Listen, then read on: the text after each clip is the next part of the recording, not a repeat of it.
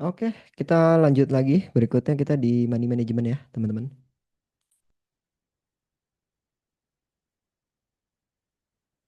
Jadi pertama adalah guidelines atau rules buat teman-teman semua yang baru bergabung di 3% adalah eh, buat portofolio berbeda dengan saham sebelum bergabung di 3% atau bisa buat RDN kedua supaya portonya tidak tercampur. Ya, ini penting banget karena kebanyakan yang sebelum masuk ketika portonya masih berantakan, masih banyak merahnya, gabung ke 3% portonya masih sama. Ya, itu nanti nggak ketahuan udah growth atau enggaknya karena dicampur-campur sama yang sebelumnya. Padahal misalkan performnya harusnya bagus, tapi gara-gara dicampur akhirnya secara returnnya realisasinya tuh yang realize-nya tuh nggak bagus. Jadi kayak kerja bakti jatuhnya. Jadi kalau saya saranin mending kalau kayak misalkan di Stockbit kan ada fitur baru tuh yang bisa pisahin portofolio yang pertama terus bikin lagi yang kedua. Di beberapa sekuritas juga kayak gitu.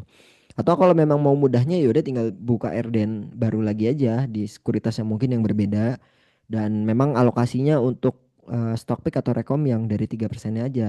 Supaya apa? Supaya kelihatan growth-nya. Kalau misalkan dicampur tuh nanti berantakan. Ditambah yang harusnya Bapak Ibu teman-teman semuanya udah mulai hijau gara-gara ngeliat yang merah tuh jadi psikologisnya jadi nggak tenang gitu, nggak nyaman gitu. Padahal ada yang harus disyukuri tapi malah jadi fokusnya ke yang merah mulu dan itu bikin moodnya nggak bagus, psikologisnya nggak bagus, jadi hasilnya performnya juga nggak bagus ya. Next, untuk money management sebenarnya disclaimer dulu ya. Money management itu adalah hal yang sifatnya personal banget. Tiap orang tuh harusnya punya money management yang beda-beda gitu. Nggak bisa dipotong atau disaklakin semua orang tuh harus punya money management yang sama. Makanya misalkan kayak apa namanya Bro Andri Hakim misalkan kalau dia kan cacing-cacing naga-naga all in di satu saham yang memang potensi convictionnya gede banget ya udah di situ ya nggak salah juga kayak gitu atau misalkan kayak Ko Michael Yo itu dia menyarankan misalkan portofolionya ya udah fokus di 5 misalnya 3 atau 5 yang memang growth-nya bagus ya udah kita eh, fokus di sana aja nggak usah terlalu banyak nggak salah juga atau misalkan Alan May gitu misal Alan May itu kalau di M-Trade itu dia diversify sama kurang lebih kayak 3% dipecah banyak saham ya itu nggak salah juga jadi tiap orang tuh sebenarnya punya apa ya punya pola yang beda-beda punya cara yang beda-beda dan itu sifatnya personal banget nggak bisa di setiap orang tuh dipukul rata ya. Nah, yang pengen saya sajikan di sini adalah se sebodoh-bodohnya gitu ya. Se ya basically lah ya. Yang paling bare minimumnya aja lah yang gampang banget diikutin yang harusnya kamu nggak terlalu pinter-pinter banget juga kalau ngikutin harusnya sih works gitu. Tapi kalau balik lagi kalau kamu udah setahun terakhir at least lah itu udah profit konsisten dan punya portofolio sendiri yang ditentukan ya nggak masalah gitu. Jadi yang akan disajikan ini adalah hal yang paling mudah gitu untuk mengatur money manajemennya supaya saya mau bantu kamu supaya lebih gampang gitu ya. Ada beberapa skema yang bisa diterapkan. Yang pertama adalah skema satu adalah ini khusus buat kalau kamu nggak mau neko-neko, nggak mau macem-macem, nggak mau pusing-pusing, cuman mau pakai nikmatin stock pick yang ada di mitem aja. Nggak peduli dengan swing trade, nggak peduli dengan day trade, nggak peduli dengan saham-saham lainnya yang lagi naik, udah fokus di sana aja. Ini yang paling gampang banget. Ya kamu tinggal alokasikan portofolio kamu adalah 100% di mitem. Ya. Kemudian untuk bobot pembelian kan maksimal 5% dana ya dari total portofolio tiap emitennya. Jadi maksimal banget itu bisa ngehold 20 emiten. Nah, ini balik lagi kalau memang kamu masih pemula, kamu masih baru banget nih, apalagi baru sebulan 2 bulan di saham, saya nggak nyaranin kamu pegang 20 emiten. Nanti kamu kayak Alfamart berjalan gitu karena portonya kok banyak banget, full banget gitu. Sama juga kalau kamu udah 3 tahun 5 tahun di saham bukan waktunya lagi kamu pegang 20 emiten. Kenapa? Karena kamu bisa fokus pegang beberapa emiten aja yang memang punya apa ya proyeksi cukup bagus dan memang potensinya cuan bigger. Kalau saya pribadi gimana? Saya pribadi ada yang saya portonya banyak sekali. Banyaknya kenapa? Karena ada yang memang untuk buy area sesuai dengan stock pick yang kita bagikan. Ada yang memang saya pecah ke beberapa emiten khusus swing trade dan midterm. Ada yang memang saya punya dana khusus untuk maksimalkan dana saya di 1 2 emiten doang. ya. Jadi beda-beda kalau saya alokasinya beda-beda. Kenapa begitu ya? Karena saya tahu sistem dan saya tahu dalam 1 tahun itu bulan-bulan apa yang performnya cukup bagus gitu. Cuman kalau yang beberapa saham doang itu saya nggak berani untuk share ke teman-teman. Kenapa? Karena nggak semua orang bisa kayak saya ngehold satu saham itu bisa berbulan-bulan. Ada yang 6 bulan, ada yang 1 tahun gitu. Saya biarkan tapi dananya agak gede di sana. Nah kan nggak semua orang kayak gitu. Sementara saya tahu teman-teman ada yang baru saham B naik tiba-tiba lepas yang A pindah kayak gitu. Jadi beda-beda. Nah ini adalah cara paling sederhananya. Ya, ini untuk pemula nggak disarankan pegang banyak-banyak dulu. Nanti kalau udah bertahap baru boleh eh, pegang ya 10 emiten lah. Dan kalau yang udah beberapa tahun gitu ya, apalagi udah ngikutin 3%, makanya balik lagi kenapa saya suruh ngambil ultimate supaya kamu tahu 1 tahun itu perform 3% tuh kayak gimana di bulan-bulan apa yang bagus sehingga nanti kamu nggak perlu pegang 20 emiten, pegang 10 emiten tok pun cukup sebenarnya. Sebenarnya kayak gitu di midtermnya, nggak perlu pegang terlalu banyak banget. Tapi sementok-mentoknya kamu pegang 20 emiten harusnya masih aman ya dengan alokasi dana portofolio 5%. Contohnya, misal kamu pegang portofolio adalah dana yang kamu punya adalah 100 juta. Ya, maka ini kan alokasi untuk midtermnya 100%, berarti 100 juta di midterm semua. Ya. Maka setiap emiten itu punya bobot 5% yang artinya 5 juta. Ya. Jadi setiap emiten pembeliannya maksimal 5 juta. Jika dalam proses cicil buy dan saham belum memenuhi bobot 5%, maka nggak perlu dikejar, cukup di situ aja. Misalkan baru masuk 4 juta atau 3 juta, ya udah, nggak usah dipaksa-paksa masukin 2 jutanya lagi. Sahamnya jadi average up gitu ya, naik average-nya dari buy area dan lain-lainnya nggak usah. Kalau memang udah lebih udah simpen cash atau simpen jaga-jaga buat next stock pick atau saham lainnya. Jadi disimpan lagi, jangan dipaksain masukin di situ semua, ya. Nah kalau misalkan kamu baru-baru kenapa saya nggak saranin gitu. Misalkan ya udah pegang 3 sampai 5 emiten aja, fokus di sana. Iya, kalau misalkan kamu pegang 3 5 emiten itu jalan semua. Kalau misalkan nggak jalan semua, kamu bakalan resikonya bakal lebih gede. Makanya saya bilang kalau masih baru gitu ya, masih di bawah 3 tahun ya nanti dulu. Kecuali kalau teman-teman ultimate member yang memang udah di 3% udah lama, 4 tahun, 5 tahun dan ada beberapa yang chat personal ke saya mau concern fokus beberapa saham doang dan dia udah terbukti gitu profit konsisten udah bisa ngikutin metode kita udah jadi trader mandiri ya monggo. Karena apa? Karena balik lagi money management adalah hal yang paling personal. Setiap orang beda-beda. Tapi secara gambaran umum ya lebih enak kayak gitu. Lebih enak kayak gini yang saya jabarkan. Jadi maksimal misalkan 100%, maksimal pembelian 5% bobotnya, kemudian alokasinya dananya maksimal 5 juta. Ya. Ini juga penting kenapa apa misalkan alokasinya di 5% dan dibagi-bagi karena kalau misalnya kamu beda-beda, ada yang belinya 10%, ada yang beli 20 dan ini biasanya adalah problem. Problem setiap pemula, setiap baru bergabung tuh ada yang belinya 30 juta. Misalkan duitnya 100 juta nih. Ada yang beli 30 juta, ada yang belinya cuma 5 juta, ada yang beli 50, ada yang beli 10. Itu kan beda-beda tuh, ya. Nah, kalau beda-beda, iya kalau yang 50 juta performnya bagus, iya kalau yang 30 juta juga performnya bagus. Kalau dia resiko atau dia kena stop loss, maka 50 juta itu 15%-nya ya. Itu paling gede menyumbang portofolio kamu. Yang 30 juta juga menyumbang gede. Tapi kalau dipukul rata masing-masing 5% gitu ya. Dibagi rata 5% maka eh, nanti bobotnya kalau profitnya ya seimbang balance, kalau turun juga balance terhadap portofolionya gitu, portofolio totalnya. Kalau pincang-pincang nanti iya kalau yang saham yang kamu masukkan itu yang bagus. Tapi kalau yang nggak jalan-jalan berbulan-bulan itu opportunity cost-nya mahal banget. Apalagi kalau sampai kena stop loss itu pengaruh ke portofolionya gede banget gitu ya.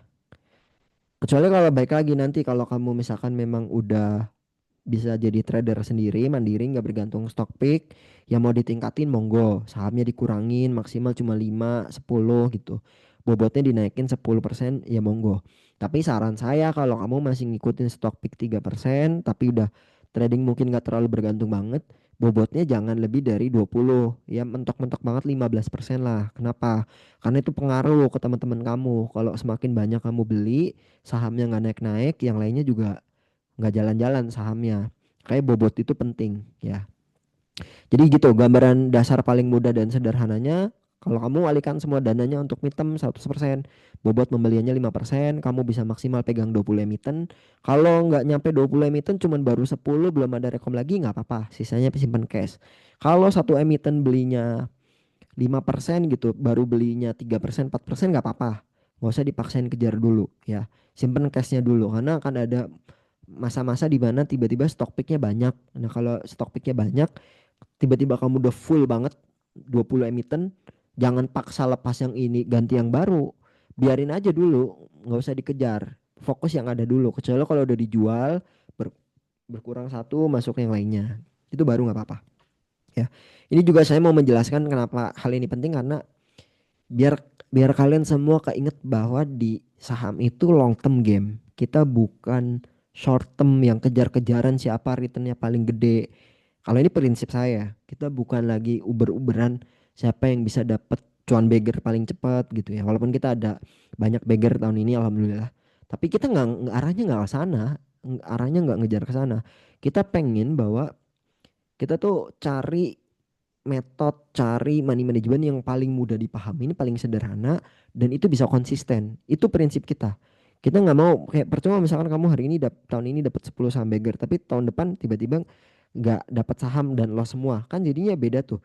Kita mendingan growth-nya pelan-pelan ya, stabil, tapi setiap bulan, setiap hari, setiap bulan, setiap tahun kita terus meningkat portonya. Walaupun pelan tapi konsisten. Kenapa? Karena compounding itu kalau kamu dana yang ada di RDN nggak kamu tarik-tarik, profitnya puterin lagi, kamu bisa cut yang mungkin seharusnya kamu makan waktu 10 tahun, diputerin terus itu jadi 5 tahun setengahnya tuh, bahkan 3 tahun lebih cepat growth-nya dibandingkan kamu misalkan kejar di satu saham. Apalagi kalau misalkan yang ngambilnya value investing. Value investing itu nggak semua orang bisa loh. Kamu hold 3 tahun nih kamu yakin baru berapa bulan di midterm aja, sebulan 2 bulan kamu udah kelayangan gitu, nggak sabar pengen lepas gitu ya. Jadi ini balik lagi ini adalah cara yang paling mudah dan sederhana. Lalu ada juga skema kedua. Skema keduanya apa? Skema kedua kalau kamu mau ngambil swing trade. Artinya alokasi dananya 50 di midterm, 50 di swing trade. Asumsi portofolionya adalah 100 juta ya. Maka bobot pembelian setiap sahamnya turun, yang harusnya 5 juta di 5%-nya tuh jadinya 2,5 juta. Karena apa? Karena 100% di midtermnya udah jadi 50 juta. 100% di swing trade-nya itu udah 50 juta. Jadi udah bukan total 100 juta lagi. Kalau mau diubah ini boleh nggak Mas? Boleh dananya jadi 5 juta tetap boleh nggak? Ya boleh aja. Berarti in total 5% dari portofolio. Dari 100 juta itu boleh aja. Berarti emiten kamu pegang nggak bisa 40, maksimal tetap 20. 10 di swing trade, 10 di midterm ya. Nah, itu tinggal disesuaikan dengan kemampuan kamu ngehold si sahamnya bisa apa enggak dan dengan dana tersebut bisa apa enggak. Kenapa saya tanya gitu? Karena misalkan midtermnya ada 20 rekom saham, kamu bisa nggak ngehold setengahnya dari 20, misalkan cuma 10 doang kan batas maksimal kamu, bisa nggak ke sana? Dan itu juga pertanyaan juga untuk kamu yang pegang 20 emiten, kamu sanggup nggak pegang 20 emiten? Ya, kalau kamu nggak sanggup ya berarti dikurangin. Balik lagi tadi yang pegang 10 emiten, kalau kamu nggak sanggup ngeliat saham lain naik dan saham kamu masih tiarap, ya berarti dananya diturunin. Ya, concernnya adalah dananya. Jangan pincang-pincang. Kalau kamu udah dananya pincang-pincang ada 5 juta, 2 juta, 3 juta, itu pasti performnya nggak bakal maksimal. Nanti porto akhirnya nggak akan maksimal ya. FIA kalau kita ngikutin tadi di midtermnya aja, teman-teman ngikutin di midterm dengan rata-rata return mungkin 15% aja paling kecilnya ya. Ya itu berarti 1 tahun pengaruh ke portofolio berarti 15%. Dari total 100 juta ya berarti dapatlah 15 juta. Tapi nggak mungkin 15% tuh. Kenapa? Karena digulung terus, muter terus. Kalau dari perform CAGR kita sih harusnya di 40% yang kita bisa dapat 1 tahun dengan cara compounding terus. Kalau dananya nggak ditarik atau diputerin terus, itu bakalan lebih gede lagi malah ya. Nah, di di swing trade poinnya kayak gitu. Intinya kalau mau dipecah 250-50 boleh ya. Tapi kalau di jadiin 100% dengan asumsi bahwa tiap swing trade dan midterm adalah sama alokasi dananya, ya berarti emitennya kamu pegang jangan lebih banyak. Ya, intinya gitu. Tuh, reminder alokasi porto harus seimbang, jangan berat sebelah karena akan mempengaruhi hasil dan perform portofolio. Nextnya ini adalah ODT ya. ODT kalau pakai ODT berarti skemanya 50 25 25. 50 di mitem, 25 di swing trade, 25 di ODT. Jika modal portofolio modal 100 juta maka dibagi di antara 3 swing trade, mitem, ODT. Bobot sahamnya 5% tetap, tapi jadi di swing trade-nya jadi 25 juta, 2,5 juta, atau kebalik gitu di mitemnya 2,5 juta dan 1,25-nya untuk swing trade dan mitem. Nah kalau ini agak repot sih sebenarnya. Kalau saya mau sederhananya gampangnya, Mas Puji boleh nggak ODT ngambil dana dari si campuran tadi antara swing trade dan mitem, ada sisa cash ditaruh di ODT? Boleh nggak? Jawabannya boleh. Kalau memang kayak mau kayak gitu. Dibanding kayak gini agak ribet ya. Kalau misalkan alokasinya seperti ini. Kenapa? Karena balik lagi aku nggak bisa menjanjikan bahwa ODT ini akan ada terus. Jadi takutnya malah perform di ODT kamu nggak bagus, compang, cuman ngandelin item dan swing, akhirnya yang kerja cuma 75%. Jadi kalau misalkan kamu mau alokasi ODT ngambil dari dananya mitem atau swing trade 5% gitu sama bobotnya itu nggak apa-apa. Atau kalau kamu fokus di mitem tiba-tiba pengen ngambil ODT dikurangi 5%-nya aja dari yang harusnya buat beli mitem di ODT ya nggak apa-apa juga gitu ya. Cuman balik lagi yang saya ingatkan tadi di awal bahwa ya kenapa ODT-nya nggak sering dimainkan karena ya itu kecil banget terhadap return portofolionya salah satunya. Misalkan let's say masuk di 1,25 juta, 1,5 juta gitu. Anggaplah 1,5 lah, nggak 1,2 gitu. 1,5 juta masukkan ke ODT dan profit 3% atau 5%. Kan kecil banget 5% dari 1,5 juta. Dan kalau dimasukkan ke dalam portofolio lebih kecil lagi gitu kan. Karena udah ini cuma bobotnya 5% doang. In total ke portofolio nggak pengaruh sama sekali. Makanya kan kecil banget. Atau misalkan let's say pakai 5% deh. 5% dana 5 juta ya. Dapat 10% 500 ribu. Yaitu 10%. 5%-nya berarti berapa? Setengahnya gitu kan. Artinya apa? 250 ribu dari total dana alokasi 100 juta kan kecil banget growth-nya. Makanya saya nggak terlalu suka di di ODT ya kayak gitu. Nah sementara kalau kamu ODT-nya mau digedein dananya misalkan let's say dari 30% porto kamu punya atau 25% porto punya, memang lumayan gede kalau kamu ulangin terus. Tapi ingat, pola untuk day trade itu apalagi kalau marketnya lagi nggak mendukung, nggak mungkin kayak 10 kali kamu trading itu bakal beruntun profit semua, atau bahkan di 70% pun saya nggak jamin. Tapi kalau kayak di mitem itu kan performnya 70% di atas kertas masih menang kita, win rate kita. Bahkan performnya jauh lebih. Kenapa? Karena ada saham-saham yang beggar, ada saham-saham yang setengah beggar yang nutup loss-lossnya. Jadi harusnya performnya akan jauh maksimal kalau kayak di mitemnya. Sementara kalau kayak day trade, iya kamu lagi profit gede, begitu lossnya pengaruh ke portofolionya. Misalkan kamu alokasi dananya gede juga gede juga. Gitu. Makanya saya nggak terlalu suka di ODT atau di day trade ya kayak gitu. Apalagi kalau kamu berulang, tiba-tiba kamu masuk satu saham, kamu nyangkut, berat untuk lepas, semakin dalam, opportunity cost-nya juga gede banget. Kamu kehilangan peluang untuk beli saham-saham lainnya yang lagi pada bagus gitu ya.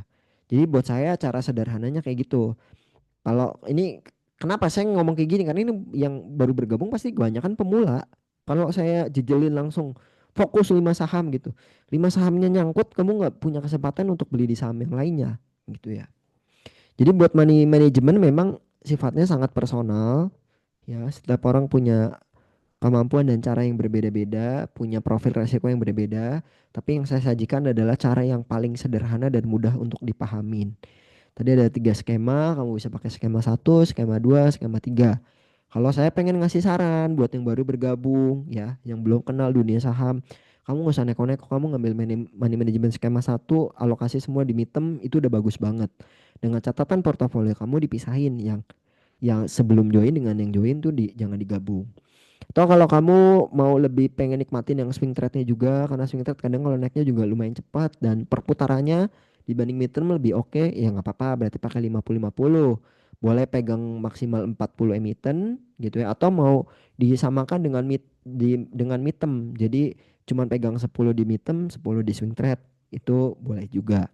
Nah, kalau ODT untuk saat ini balik lagi ya, saya nggak bisa janjikan untuk ODT itu akan rutin ada terus gitu ya. Mungkin someday akan dimainkan lagi dan biasa kalau dimainkan akan saya remind di Zoom atau di grup gitu. Tapi untuk saat ini belum gitu ya.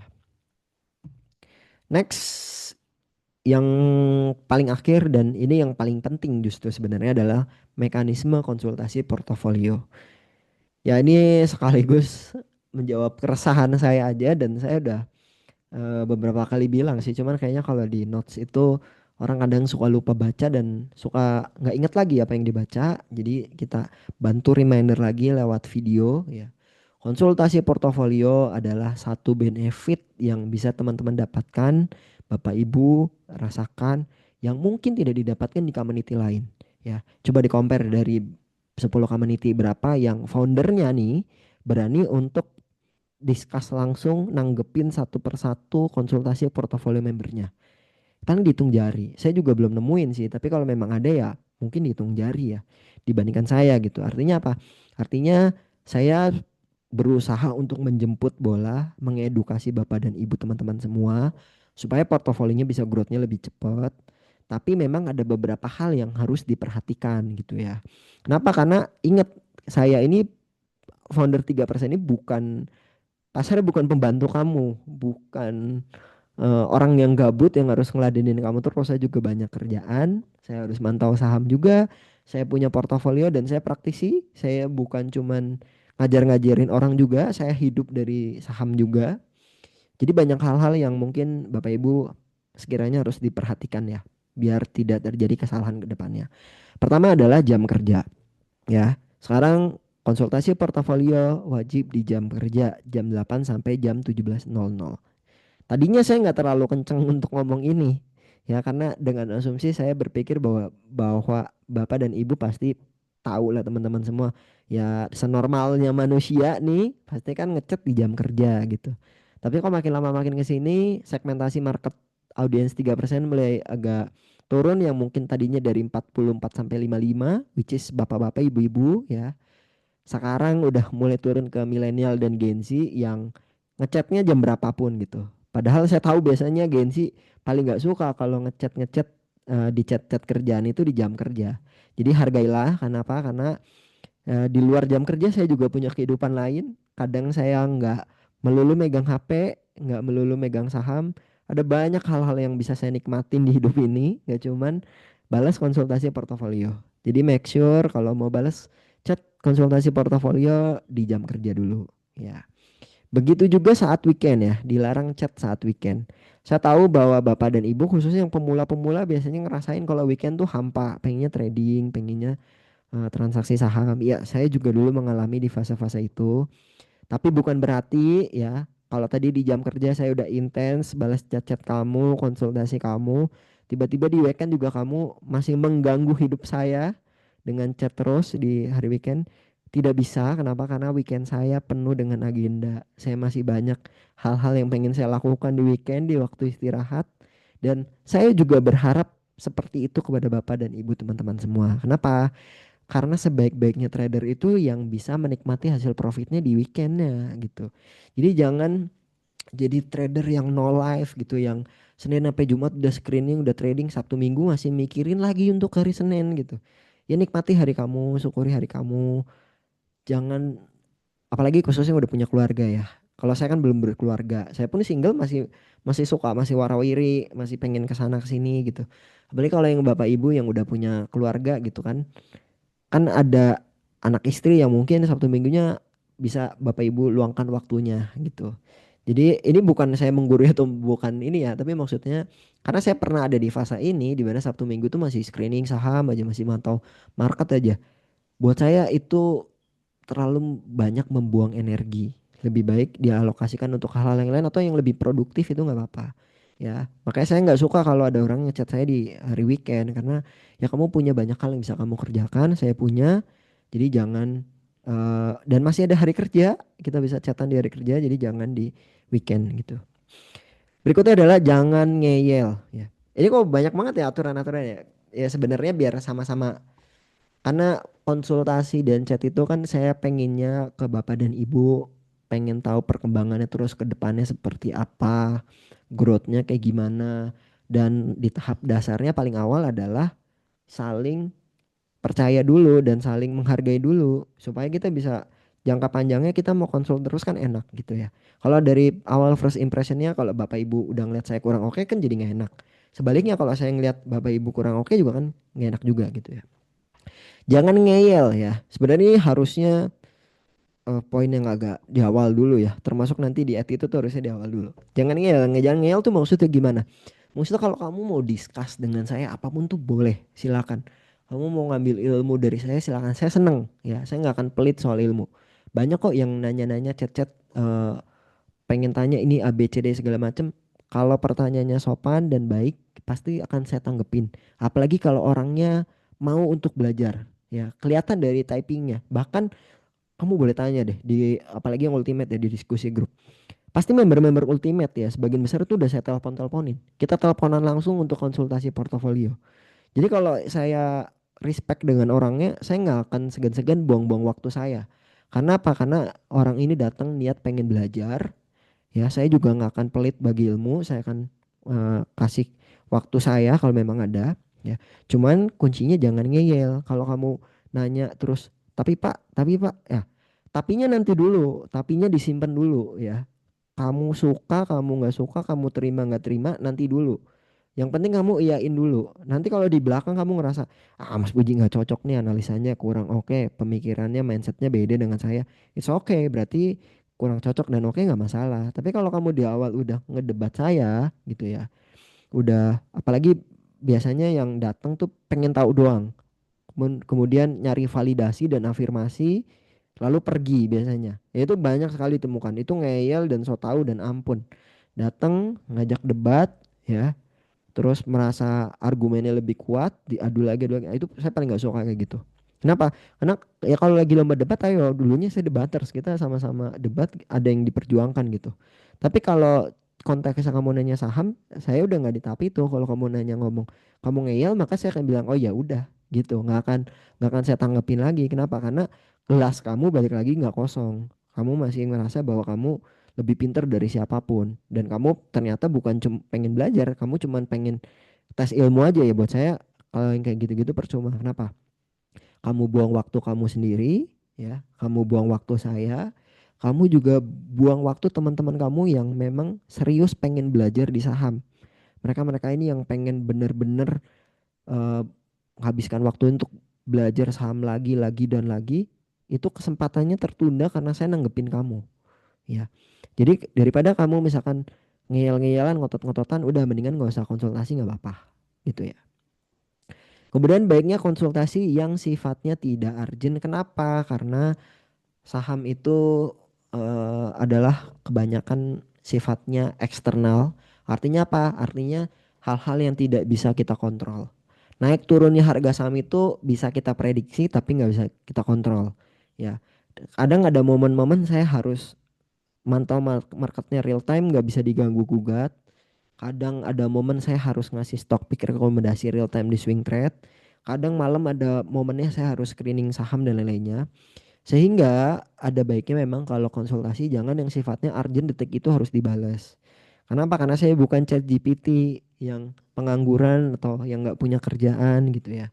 Jadi kamu juga harus tahu bahwa pekerjaan saya banyak sekali. Kalau kamu, apalagi saya juga punya bisnis, di luar 3% juga saya masih punya bisnis, saya masih ketemu klien, ketemu customer, ketemu partner ya, itu tiap hari.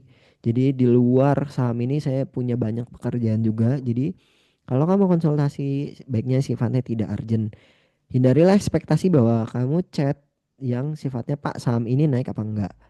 Terus kamu minta dibalas detik itu juga ya, itu hindarin. Kenapa? Karena bisa aja tiba-tiba saya balasnya besoknya. Tapi kalau saya lagi luang, lagi pegang HP, lagi nggak ada kerjaan, itu pasti saya chat-chatin semua ya, saya balas-balasin semua. Dan yang bahkan yang lama nggak muncul di grup, nggak lama nggak konsultasi ke saya, biasanya saya follow up. Boleh tanya member-member lama ya di grup Ultimate khususnya, tuh tanya pasti saya chatin. Saya follow up gimana update portonya, ada yang lagi take rest, ada yang memang cukup bagus, itu pasti saya update. Ada yang udah bisa trading mandiri, ada juga yang memang alokasi dananya lagi buat bisnis dulu mas, nggak ke saham dulu, nanti kalau udah kelar expand, ada dana lebih saya masuk lagi, macam-macam ya, kayak gitu. Kemudian berikutnya adalah attitude ya. Ini harusnya nomor satu nih attitude. Attitude maksudnya apa? Attitude kalau saya ngechat siapapun ya, apalagi saya terbiasa di dunia bisnis gitu ya, terbiasa ketemu orang-orang, pasti yang saya utamakan itu attitude-nya ya. Kalau saya ketemu orang, saya nggak minta tolong dulu tuh, pasti saya tawarin dulu apa yang bisa saya bantu biasanya. Kalau atau misalkan saya minta tolong, ya pasti saya ucapin minta tolong. Kelarnya pasti saya ucapin makasih. Dan kata-katanya pasti akan saya bikin senyaman mungkin ya. Baik di chat atau ketemu atau telepon itu senyaman mungkin. Jadi hindarin juga kamu kayak attitude-nya tuh nggak ada. Maksudnya gimana kayak ngechat, nanya, terus nggak ada konteks, nggak ada apa. MBMA gimana Pak? Nah gimana tuh gimana? Ya ini berulang kali sih saya bilang. Gimana tuh konteksnya gimana? Kalau misalkan kamu nanya saham A, gimana Pak? Saya nggak ngerti. Saya banyak banget sehari kayak kemarin tuh 44 orang yang ngechat saya personal chat untuk konsultasi Porto. Saya nggak tahu yang kamu maksud tuh gimana, arah pemikiran kamu kemana tuh saya nggak ngerti. Jadi kamu tolong jelaskan dengan bahasa yang mudah dipahamin oleh saya. Misalkan kamu Pak, saya punya saham A, kemarin saya nyangkut Pak di harga segini, nah sekarang kondisinya saya minus segini, menurut Pak Puji gimana ya? Ada potensi untuk naik nggak? Kemudian ini baiknya saya average down, lepas dulu atau gimana enaknya? Itu kan enak ya. Jadi saya paham konteksnya tuh seperti apa. Terus misalkan bantu analisis dong Pak dari bandarmologinya gimana? Karena saya udah belajar masih ada kendala di sini dan di sini gitu ya. Jangan kamu nganggap saya kayak pembantu kok penanya ini gimana, kamu berharap dapat jawaban gitu. Terus kabur nggak ada terima kasih lagi. Kamu udah minta tolong orang terus nggak ada terima kasihnya ya. Nih saya ingetin ini khusus buat ini ya, buat kamu-kamu yang ngerasa saya udah bayar ultimate member, udah paling tier paling atas, saya harus dilayanin. Tunggu dulu ya. Konsultasi portofolio ini memang kita bantu untuk biar kamu bisa grow, tapi bukan berarti kamu nol attitude, kamu nggak punya etika untuk ngechat orang ke siapapun seenaknya kayak gitu gitu. Nggak bisa, kita tetap punya rulesnya. Kalau kamu datangnya respect, kita akan lebih respect lagi, kita akan terus update terus biar kamu bisa grow. Tapi kalau kamu yang pertama yang kamu tunjukin datangnya adalah kurang ajar ya, biasanya kita males. Makanya kalau kamu ada beberapa chat yang orang-orang yang nanya, biasanya tuh saya mute, saya nggak balas lagi chatnya. Ya kenapa? Karena ini orang dari awal nggak punya etika, nggak punya adab, terus ngechat seenaknya, nanya saham seperti apa, dan biasanya dibalasnya tuh nggak udah ditanggap ini pertanyaan udah dijawab, nggak ada bilang oh iya ya Pak. Kan kalau diskusi yang baik itu kan dua arah. Oh baik Pak, ini tuh ternyata gini gini gini gini gini. Jadi ada tanggapan. Dia udah nanya chat sebelumnya nggak ada tanggapan, tiba-tiba nanya B, udah ditanggapin lagi nggak ada tanggapan lagi, tiba-tiba nanya C. Nanti di jam-jam sibuk lagi, jam 9 opening sampai 9.30 itu kan jam-jam sibuk ya, itu di chat terus nggak ada hentinya ya. Ya saya juga nggak tahu sih ini maksudnya benar-benar member apa atau jangan-jangan kompetitor, kita juga nggak tahu. Karena 3% juga ada kompetitor, kita tahu ada beberapa orang kompetitor. Ya buat saya sih nggak masalah kalau kompetitor masuk, cuman ya kenapa nggak ngomong aja, kalau ngomong kan ya biar kita saling support, jadi nggak perlu bayar. Atau kalau misalkan kamu mau join, ya kamu nggak perlu sebegitunya lah ngeganggu bisnis orang. Toh saya juga nggak pernah iseng dengan siapapun gitu. Tapi kalau memang benar pure orang gitu member, ya itu dulu yang harus diperbaikin dibanding kamu trading trading saham, karena itu pengaruh. Karena buat saya sekarang dimanapun kemanapun, yang saya kedepankan pasti attitude-nya dulu ya, dibandingkan apa yang saya punya itu nomor belakang. Urusan kerjaan apa yang kita bahas itu nomor belakangan, yang depan itu kalau attitude kamu bagus, nama baik kamu bagus, ke depan kamu mau ngapain apapun akan bagus terus. Next, paling terakhir adalah dilarang intervensi. Maksudnya gimana? Intervensi itu balik lagi kayak tadi saya bilang, kalau kita lagi nggak ada rekomendasi ya memang lagi nggak ada, kondisi marketnya lagi nggak oke ya kita nggak akan paksakan. Dan kalau bandarmologinya nggak ada yang bagus, kita nggak akan paksakan mungkin yang beda dengan community yang kamu udah pernah join, tiap hari ada, tiap hari sehari bisa banyak rekomnya apa. Kita nggak kayak gitu, kita benar-benar kita filter yang kualitasnya bagus. Kalau memang lagi nggak bagus, take rest, wait and see dulu, nggak usah dipaksakan. Kalau memang lagi bagus dan lagi kayak minggu ini lagi, minggu-minggu kemarin lagi cukup oke, kita bakalan agresif juga gitu. Makanya kamu, ya saya juga nggak tahu apakah kamu terbiasa trading terus-terus menerus gitu, nggak melihat analisisnya, atau kamu khawatir masa aktifnya habis gitu ya. Kalau kamu khawatir masa aktifnya habis, balik lagi saya bilang ya kamu ngambil ultimate supaya kamu nggak usah pikirin masa aktifnya lagi gitu ya. Member-member Ultimate tuh dari 2020 kamu bisa chat aja di Ultimate Group itu banyak member-member lama itu masih masih sampai sekarang kok masih ada orang-orangnya. Ya gitu ya. Cuman kalau kamu tapi intinya adalah kamu jangan intervensi Pak hari ini ada rekomendasi apa. Pak minta rekomnya dong hari ini belum ada. Jangan seperti itu. Karena nanti kalau kalau mood saya nggak bagus, kamu nanya kayak gitu mulu malah saya kasih yang jelek sekalian gitu. Kan jadi nggak enak kan. Ya walaupun belum pernah ya, maksudnya tiba-tiba saya kasih yang jelek itu belum pernah. Tapi jangan bikin orang jengkel gitu. Orang marketnya lagi crash misalnya lagi down terus kamu ngerasa nggak ada rekomendasi nih nggak ada update nih iya lagi down nggak ada yang secara benar biologinya bagus ya nggak usah dipaksakan karena kita ngelihat kondisi marketnya juga ya. Nah selebihnya nggak ada masalah kamu mau discuss dengan saya seperti apa mau kayak gimana mau nanya-nanya apa selama hal-hal tersebut tidak eh, kamu kesampingkan gitu nggak kamu sentuh ya it's okay saya amat sangat welcome dengan siapapun bahkan kalau misalkan saya lagi di luar kalau saya lagi ada kerjaan lagi ngopi di mana ada aja misalkan member lagi di daerah sini lagi chat-chatan saya ajak ngopi ngopi aja jadi saya tuh nggak yang apa ya nggak tertutup itu saya terbuka sekali tapi balik lagi memang ada hal-hal yang harus kamu perhatikan khususnya adalah ya tadi sebenarnya dari semua hal ini kalau kayak jam kerja kadang kalau saya lagi luang malam juga tetap saya balesin kan ya kalau sekarang kan agak kewalahan karena membernya udah lumayan banyak jadi kayak saya butuh juga untuk istirahat tapi biasanya tetap saya balas di luar saya punya aturan ini kalau memang luang balik lagi pasti akan saya balas weekend selesai ngomong kayak tadi pun kalau memang luang pasti kadang saya balas ya terus konsultasi dia tektokan terus juga kalau saya luang saya balas pasti yang nggak bisa ditolerir adalah ngeyel dan nggak punya attitude gitu kalau ngeyel nggak punya attitude itu yang repot banget itu yang saya udah nggak bisa toleransi kalau kamu udah dari awal udah ngeyel terus nggak punya etika sama sekali itu udah biasanya saya udah cut off ini udah member red flag nih udah nggak perlu saya ini kan lagi nggak perlu saya bantu untuk growth lagi gitu ya. Oke, demikian sekian untuk penjelasan mengenai host rules atau panduan ya teman-teman. Tadi udah kita bahas dari stock picknya, udah bahas dari money manajemennya dan konsultasi portofolionya. Semoga dengan adanya video ini sih harapan saya ya, Bapak Ibu teman-teman semua itu lebih mudah untuk eh, mengikuti rekomendasi yang ada, mengikuti stock pick yang ada dan tentunya bisa membantu portofolio Bapak dan Ibu semua tumbuh lebih cepat, tumbuh lebih growth-nya lebih bagus dan konsisten. Oke, demikian. Terima kasih.